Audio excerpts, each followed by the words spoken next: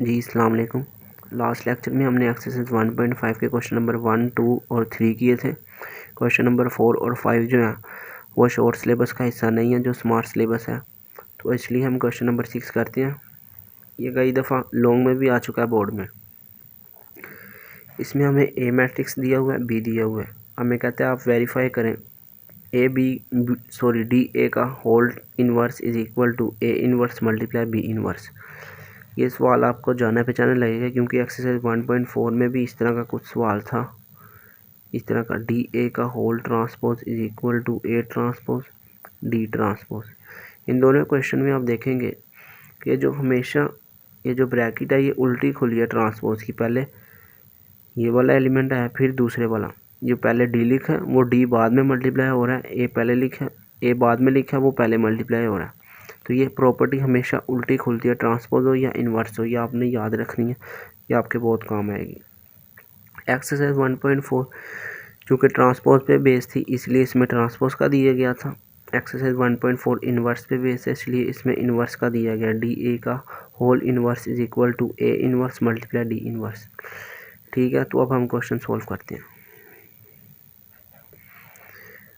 जी। तो यहाँ पे हमें पहले लेफ़्ट हैंड साइड चूज़ करनी पड़ेगी। लेफ़्ट हैंड साइड में आप देखें डी ए का होल इनवर्स, यानी हमें पहले डी और ए को मल्टीप्लाई करना पड़ेगा। तो हम सीधा डी ए को मल्टीप्लाई करते हैं। मैट्रिक्स पहले डी लिखेंगे, फिर ए लिखेंगे,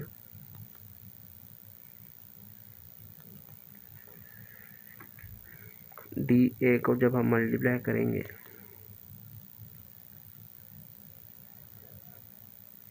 जी, तो पहली रो है, पहले कॉलम के साथ मल्टीप्लाई करेंगे। ये मल्टीप्लिकेशन बड़ी तफसील से हमने लास्ट लेक्चरों में की हुई। एक्सरसाइज 1.4 में अगर आपको नहीं आती मल्टीप्लिकेशन तो आप वो वाली वीडियोस जाके देखें, फिर आपको सही समझ आएगी बेहतर जी। तो 3 को मल्टीप्लाई करना है 4 के साथ, प्लस 1 को मल्टीप्लाई करना है -1 के साथ। ठीक है, पहली रो को पहले कॉलम के साथ मल्टीप्लाई कर दिया। अब दूसरी रो को पहले कॉलम के साथ, -2 को मल्टीप्लाई करना है 4 के साथ, +2 को मल्टीप्लाई करना -1 के साथ। इसी तरह अब इन दोनों रो को इस कॉलम के साथ मल्टीप्लाई कर दिया। अब इन दोनों रो को इस कॉलम के साथ मल्टीप्लाई करना। 3 को मल्टीप्लाई किया 0 के साथ, +1 को मल्टीप्लाई किया 2 के साथ, -2 को मल्टीप्लाई किया 0 के साथ, +2 को मल्टीप्लाई किया 2 के साथ। ठीक है जी, तो हमने डी ए निकाला, हमारा आंसर आया 12 - 1, ये 0 हो गया, +2 ये भी 0 हो गया, +4 4 2 ज़ा 8 -8 2 1 ज़ा 2 -2 जी। तो हमारा डी ए का जो आंसर है वो आया जी 11 2 4 -10। ठीक है, हमने डी ए निकाल लिया। अब हमें इसका चाहिए होल इन्वर्स। इन्वर्स निकालने का फार्मूला क्या था जी, लास्ट लेक्चर में हमने बात की थी। किसी भी मैट्रिक्स का इन्वर्स निकालें, फ़र्ज़ करें ए का, उसके लिए हमें पहले एडजॉइंट चाहिए होता है, फिर उसका डिटर्मिनेंट। ठीक है, तो अब हम पहले ये जो डी ए मल्टीप्लाई किया इस मैट्रिक्स, इसका हम डिटर्मिनेंट निकालते हैं। डिटर्मिनेंट का वही तरीका है, इसको इसके साथ पहले स्टेट ब्रैकेट में लिखना है।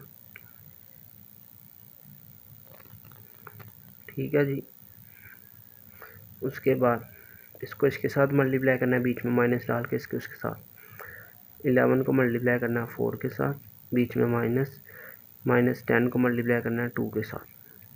ठीक है, 44 ये माइनस और ये माइनस +20 इज इक्वल टू 64 जी। डी ए का डिटर्मिनेंट हमने निकाल लिया। अब हमें चाहिए adjoint of D A. Adjoint किस तरह निकलेगा, ये डी ए है, डायगोनल एंट्रीज की हम इंटरचेंज कर देंगे, जगह चेंज कर देंगे, ये इधर आ जाएगा, ये इधर, और जो सी बाकी एंट्रीज हैं उनके हम साइन चेंज कर देंगे। ये नेगेटिव है ये पॉजिटिव हो जाएगा, ये पॉजिटिव है ये नेगेटिव हो जाएगा। 4 ऊपर आ गया, 11 नीचे, -2 10। ठीक है, अब हमें चाहिए डी ए का, जब हम होल इनवर्स निकालेंगे तो वो किसके बराबर होगा, adjoint of D A over D A का डिटर्मिनेंट। ठीक हो गया। अब यहाँ पे हम लिख देते हैं डी ए का होल इनवर्स निकालने जा रहे हैं जी। एडजॉइंट का आंसर क्या, 4 - 2 10 11 ओवर क्या था, डिटर्मिनेंट कितना 64। इसको मैं 1/64 लिख सकता हूँ। ये भी यही बात है, इसके नीचे लिख दो या ऊपर 1 डाल के लिख दो जी। तो डी ए का होल इनवर्स हम निकालने जा रहे हैं। ये होगा जी 1/64 को हर एंट्रीज के साथ मल्टीप्लाई करना पड़ेगा। 4 1/64 -2 1/64 10 1/64 11 1/64 जी। तो आप मल्टीप्लाई करते हैं। डी ए का whole inverse is equal to 4 को जब इससे मल्टीप्लाई करेंगे तो आएगा जी है 1/16। ये आप कैलकुलेटर से कर सकते हैं। 2 × 1 = 2 और 2 को 64 से करेंगे तो आएगा 32 1/32। ये कटिंग नहीं होगी इसलिए ये इसी तरह रहेगा 11/64। 10 को जब हम 64 से मल्टीप्लाई करेंगे तो इधर हमारा आंसर आएगा 5/32 जी। तो हमारी ये लेफ़्ट हैंड साइड कंप्लीट हो गई। इसको हमने इक्वेशन 1 कह दिया। अब हम चलते हैं जी राइट हैंड साइड की तरफ। राइट हैंड साइड के लिए हमें पहले ए इनवर्स चाहिए, फिर डी इनवर्स। इन दोनों का जो आंसर आएगा उनको दोनों को मल्टीप्लाई कर देना जो। ठीक है जी। ए इनवर्स के लिए हमें पहले ए का डिटर्मिनेंट लेना पड़ेगा जी। तो ए का डिटर्मिनेंट आएगा जी, इसको इसके साथ मल्टीप्लाई करना है, बीच में माइनस डाल के इसको इसके साथ। 4 को मल्टीप्लाई करना है 2 के साथ माइनस, इसको मैं नीचे ही कर देता हूँ जी। 4 को मल्टीप्लाई करना है 2 के साथ, बीच में माइनस डाल के -1 को मल्टीप्लाई करना है 0 के साथ।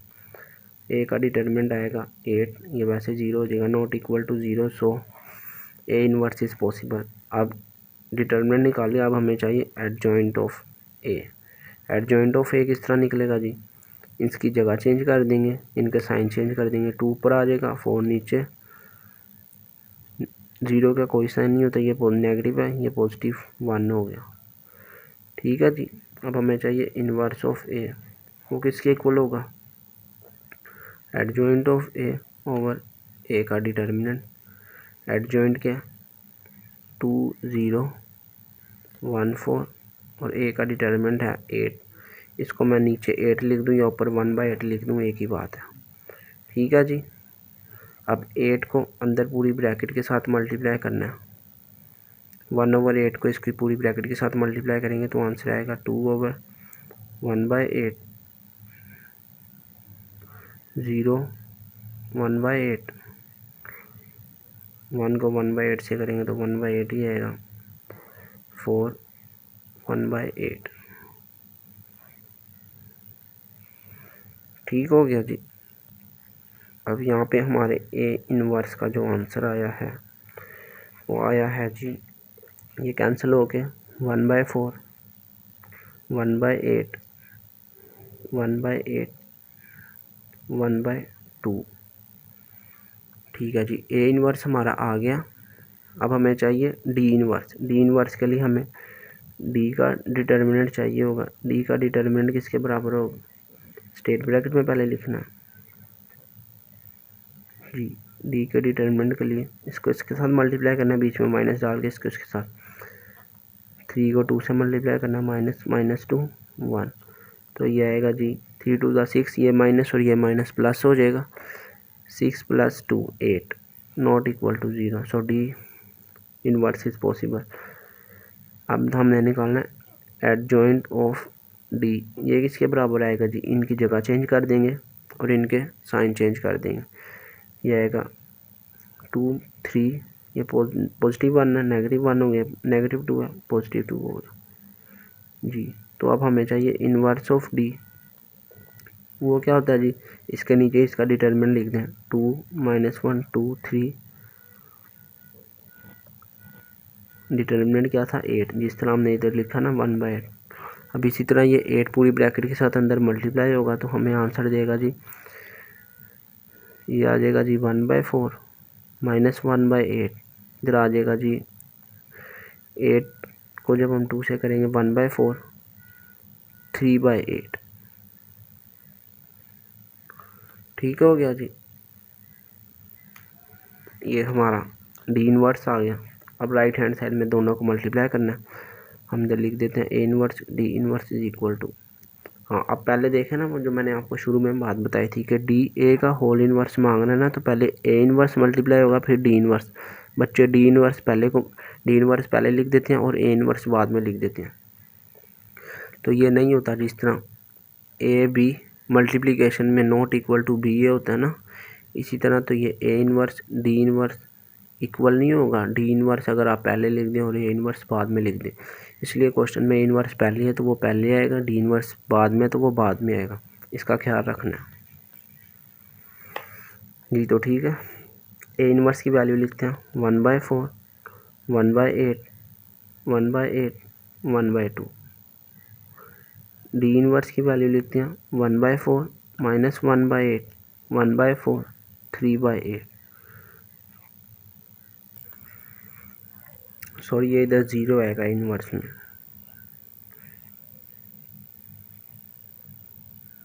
क्योंकि ये 0 से 1/8 मल्टीप्लाई हुआ ना, तो इधर 0 आएगा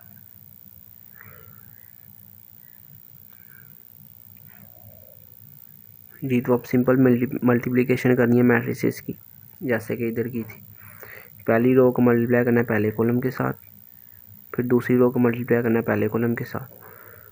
1/4 को मल्टीप्लाई करना है 1/4 के साथ, बीच में प्लस डाल के 0 को मल्टीप्लाई करना है 1/4 के साथ।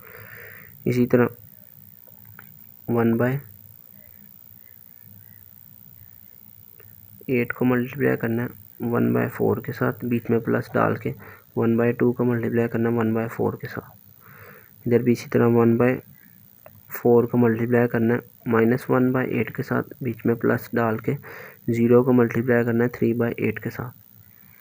1/8 को मल्टीप्लाई करना है -1/8 के साथ, बीच में प्लस डाल के 1/2 को मल्टीप्लाई करना है 3/8 के साथ।